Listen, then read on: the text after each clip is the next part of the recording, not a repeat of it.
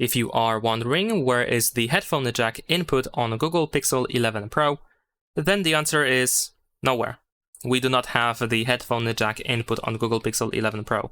So unfortunately, if you have wired headphones, if you don't have a USB-C cable for your wired headphones, then, well, you cannot really use it. If you do have wired headphones with a USB-C cable, then you can use this USB-C port at the bottom in order to connect your headphones. But on the other hand, if you have this kind of cable, then, well, it's not as simple. I mean, it's still simple, but it requires you to purchase additional accessory, which is, for example, this adapter.